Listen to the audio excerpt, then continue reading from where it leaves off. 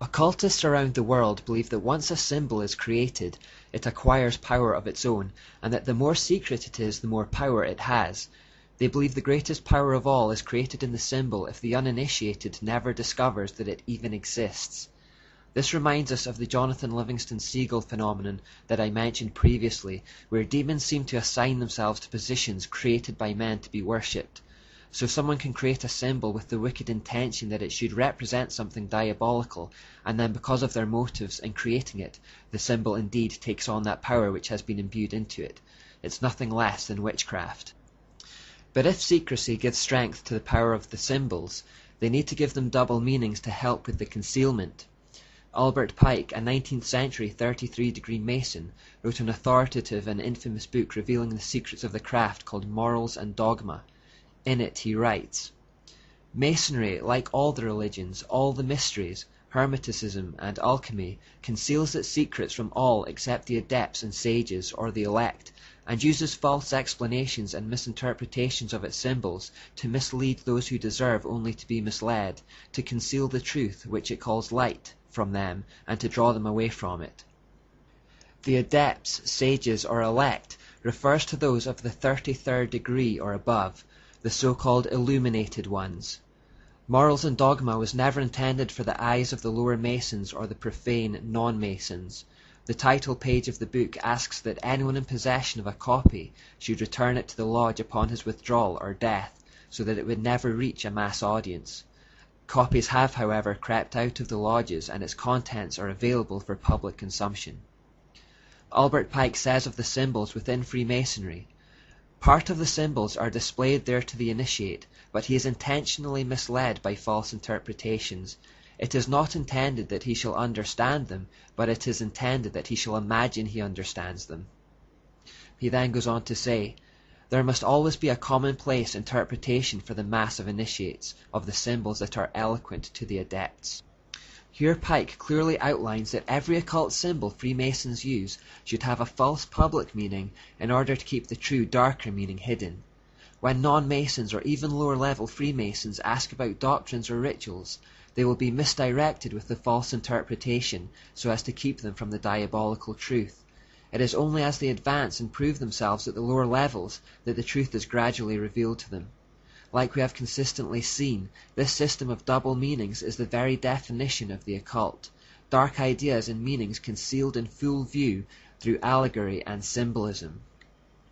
With this in mind, take a look at this picture from the Grand Lodge of North Carolina. You should now be quite adept at interpreting these symbols. There's the sun representing Baal, there's the moon representing Asherah, an all-seeing eye above everything representing Lucifer. The rays coming from the eye signify that Lucifer claims to be the giver of enlightening knowledge. 33-degree Mason Manly P. Hall explains of the all-seeing eye. The all-seeing eye symbolizes God, who is obeyed by the heavens, manifested in the heart, and will reward the righteous. This symbol is famously represented on the US $1 bill and is depicted by an eye in the pyramid. The pyramid is incorporated in the symbol because God is the great architect. Now we know that the eye doesn't represent God at all, but represents Lucifer, and so that's a misdirection. You will also notice that the sun and moon are above columns. This is a new one, but columns in Freemasonry represent gods. Therefore this image in its entirety, which is replicated frequently in the craft, shows a sun god, a moon goddess, and above and behind them all is Lucifer. Columns are also phallic symbols. Albert Mackey, 33-degree Freemason, writes, "The phallus was an imitation of the male generative organ. It was represented usually by a column, was surrounded by a circle at the base. The circle at the base represents the female vulva, and therefore inserting the upright column into the circle makes it a sexual symbol, and that brings us back to this symbol we looked at earlier." An article in a Masonic bulletin says, "The female principle, symbolized by the moon, assumed the form of a lunette, or crescent, while the male principle, symbolized by the sun, assumed the form of the lingam, and placed himself erect in the center of the lunette, like the mast of a ship." Remember the mast and ship symbol from Catholicism. There are so many ways to express this exact same idea. We saw earlier that the obelisk outside the Vatican made this point and circle symbol from the air, but you will find these obelisks or Asherah poles literally all over the world.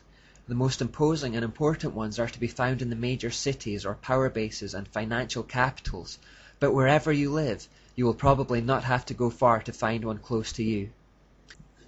This obelisk is from London, and this one is from Paris, and this one is from New York. And these were all taken directly from Egypt and rebuilt in their new locations in the 19th century. The London and New York obelisks are a pair, while the twin of the Paris obelisk is still in Egypt. You'll find them on every continent, in democracies and autocracies, in nations of all political persuasions. You'll find them in major capitals, in financial centres, and probably near seats of government and power, but also in the furthest flung and most remote areas of a country. You'll find them in your local parks, in your local graveyards. They are all pervasive around the world and are nothing but sexual symbols representing the satanic sun god, Baal. During the summer of 2009, while still researching the series, I visited the Wallace Monument in Stirling, Scotland, and suspected just from its design that a Freemason may have been involved. These suspicions were quickly confirmed. It was in fact designed by a Freemason. Now obviously it could be argued that most towering buildings today are column-shaped, so a level of common sense must be employed. Not every skyscraper was designed to be a hidden symbol. However, you will find that wherever Freemasons have been involved, sexual connotations are no accident.